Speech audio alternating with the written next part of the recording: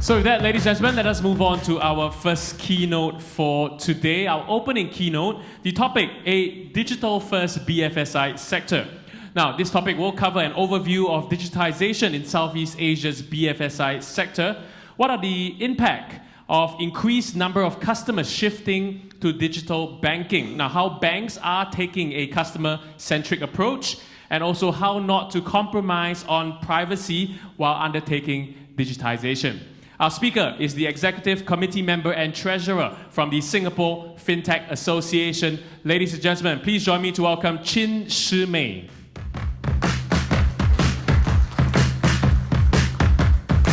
All right.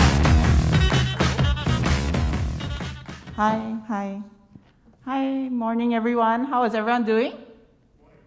Good, all right. Very lively morning. Okay, before we get started, I would like to just introduce myself. Take off my mask. I'm 𝐁𝐼𝐻, and I'm currently the Executive Committee Member and Treasurer of Singapore Fintech Association.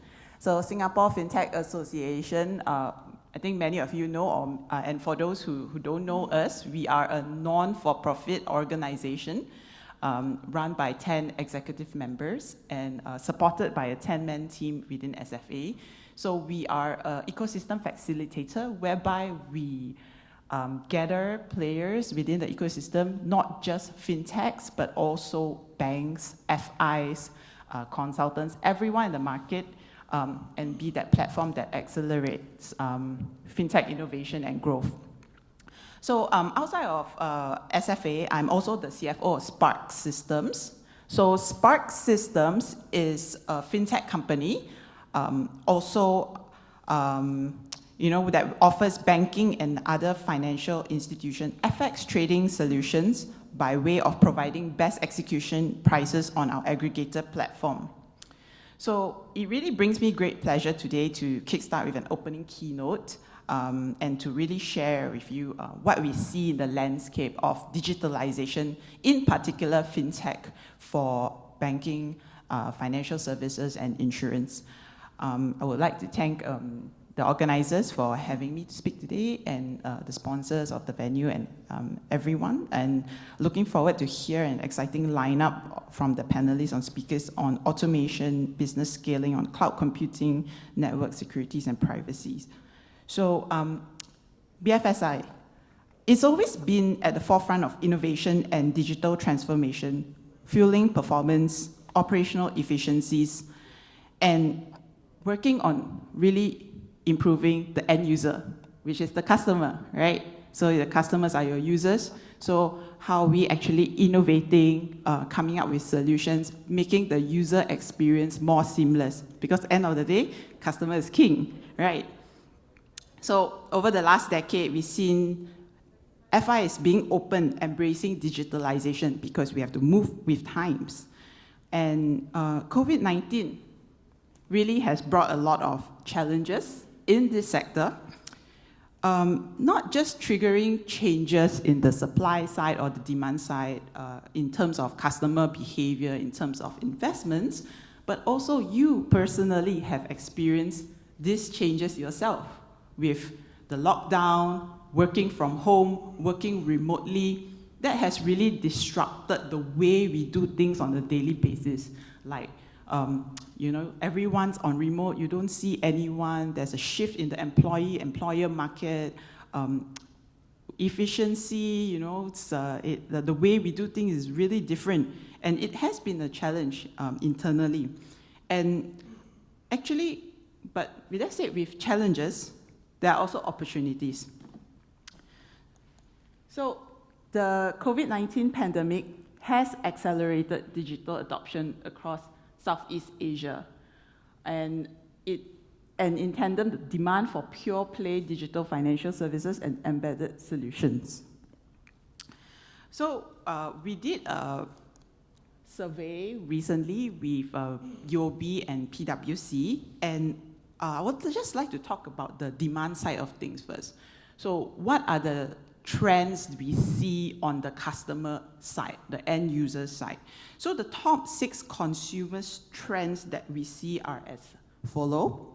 The first thing that we'd like to talk about is digital payments payments is the largest sector in digitalization, in fintech adoption. And this is actually driven by the change of customer behavior and how COVID-19 has accelerated this. For example, you're on lockdown, you're at home, you do your online grocery shopping, you have nothing to do at home, you do your payments online. Everything is all online now. You make your payments online. And this has driven a surge in digital payments and also in e-wallets across Southeast Asia, mainly for underbanked and unbanked markets, so more suited for... So e-wallets, right, is not all markets have embraced e-wallets. So markets have embraced payments, but e-wallets is depending on the different regions. So for example, like Singapore and Malaysia, where we have very strong digital banking presence, e-wallet is not as heavily used as compared to underbanked or unbanked population. Why so? Because for underbanked or unbanked population, the poor financial infrastructure has actually allowed for this fintech e-wallets to come in and disrupt the market. So regions like Philippines, Thailand, Indonesia. The second point that I would like to talk about is on digital investments. So investment tech has flourished over COVID-19. As I mentioned, staying at home, we have nowhere to go, so we don't spend as much as how we do for like entertainment purposes or like traveling. So people start to dabble into investments. You have excess cash, you're not spending money, so maybe it's a time, the consumer behavior is such that they want to maybe grow their wealth, and that's when investment tech is growing. And they take the opportunity to invest. And what we see in the market is traditional online brokerages remain the preferred choice.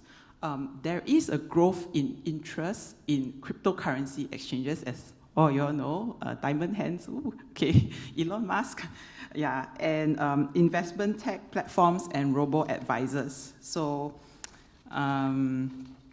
that's a very, very interesting space. Another thing that I like to talk about is also on interest in green-backed assets.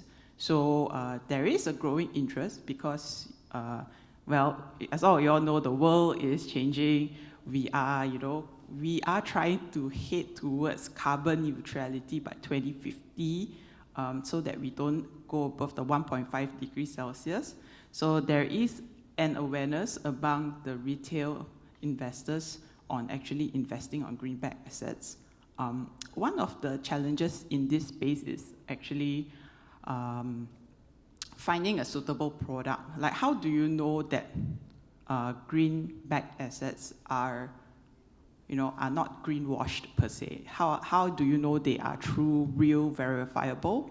So that's when you see also a growth in a lot of green tech solutions using blockchain technologies to make sure that these assets are actually backed by proper verifiable data that is structured.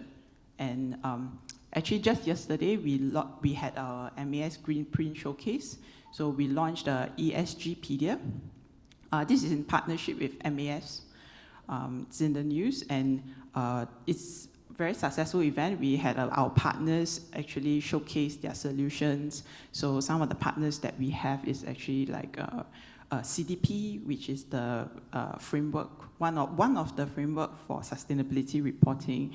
We also have some fintechs like 𝐄𝐝𝐢𝐿 also there presenting their solutions. Okay, so the next thing is on digital currency. So as I mentioned, a lot of interest in the crypto space. And one of the things that I would like to talk about is also on central banks experimenting with central bank digital currencies and other forms of cross-border payments. So we do see the central banks playing a very active role in digital currencies because they have to understand the market as well, because as regulators, they have actually implemented some experimentation and cross-border payments. So for example, MAS actually rolled out the Global CBDC Challenge. Bank of Thailand has partnered with Hong Kong and China to use distributed ledger technology in facilitating cross-border foreign exchange payments between markets. Philippines is also on board. They are examining the viability and the use case of CBDCs. You also have Cambodia, digital currency, which is launched and live as of today.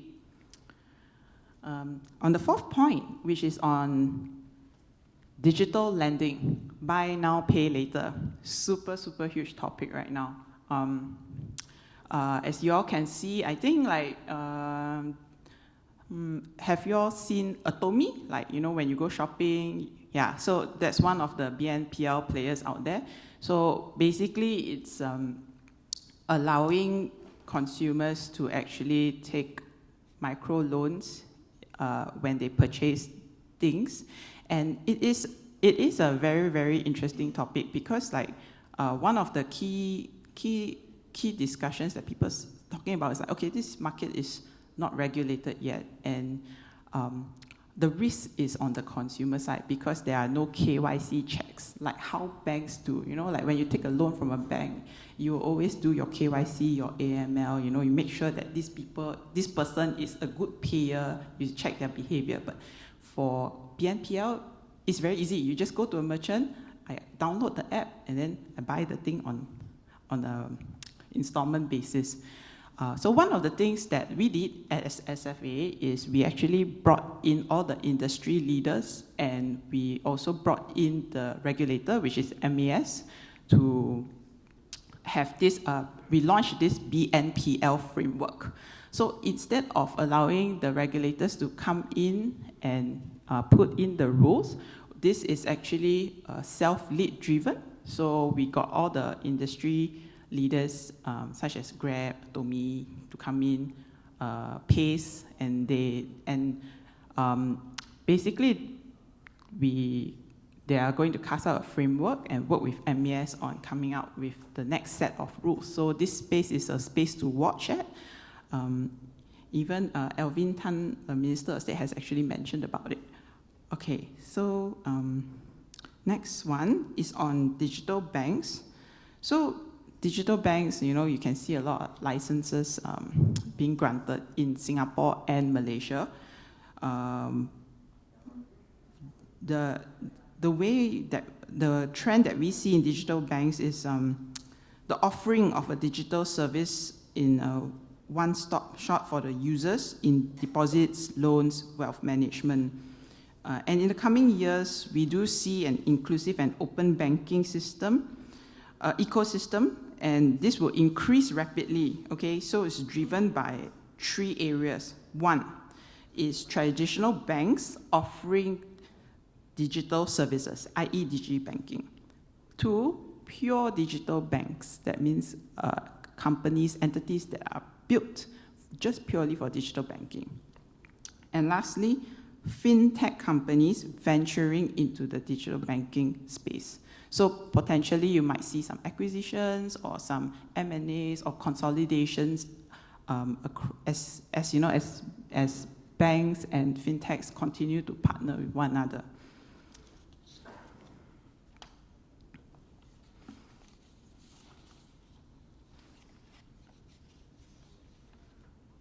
Okay.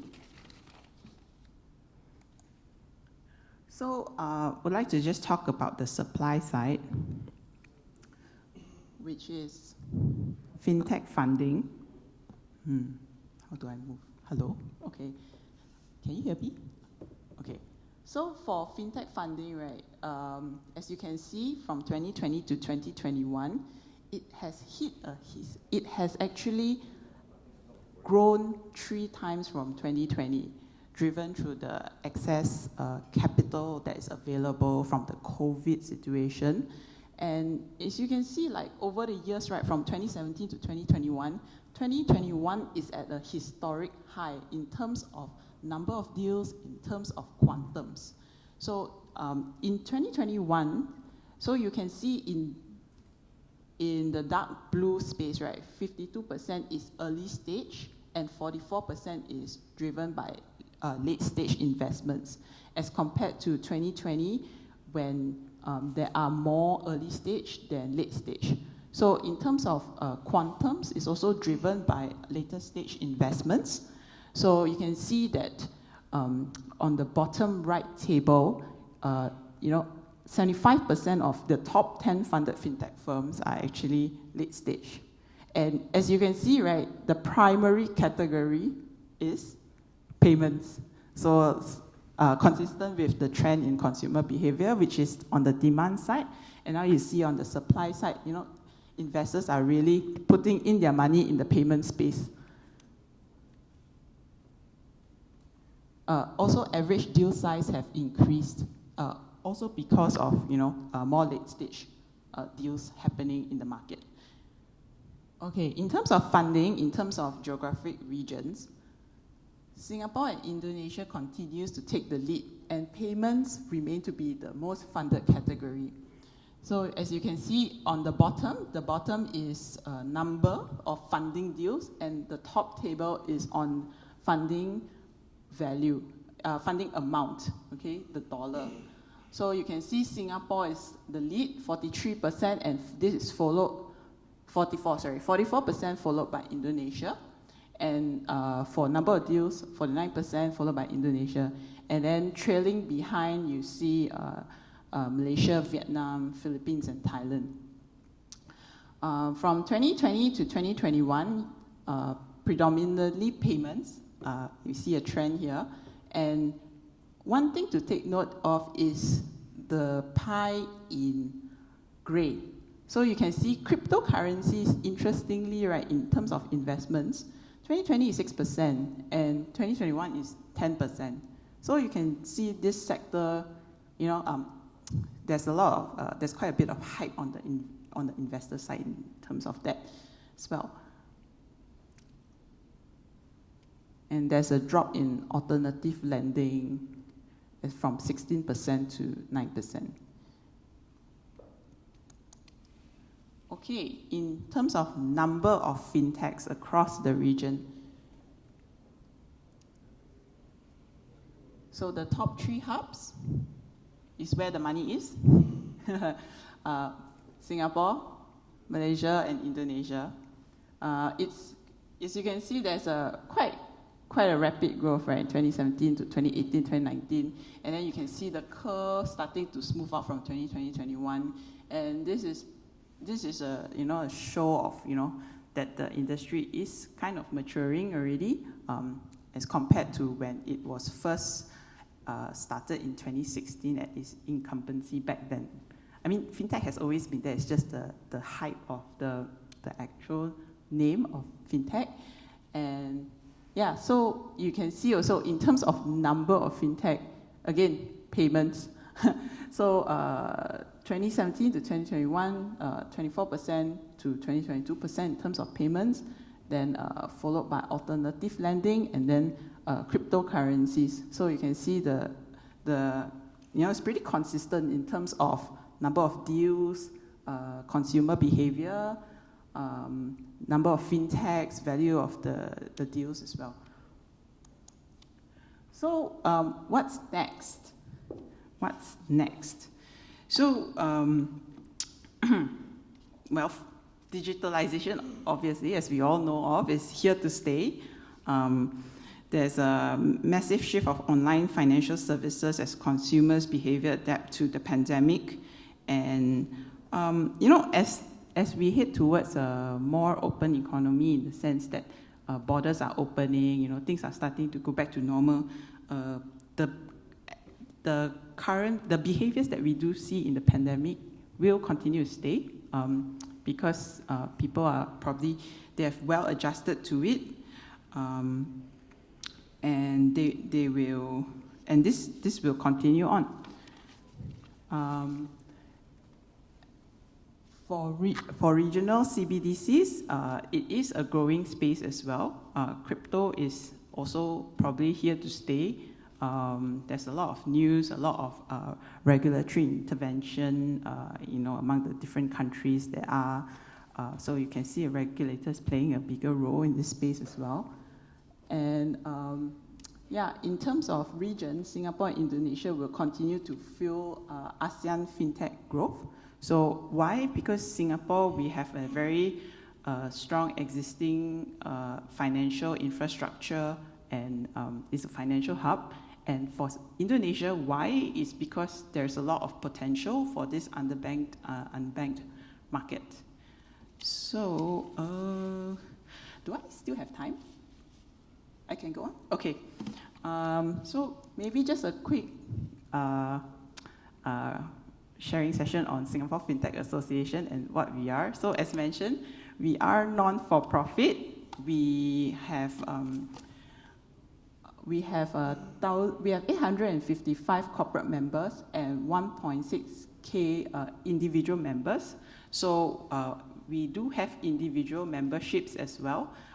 What we do is where our value proposition is at networking events, we bring industry players together and we discuss a lot about these key digital topics out there that is very fintech related.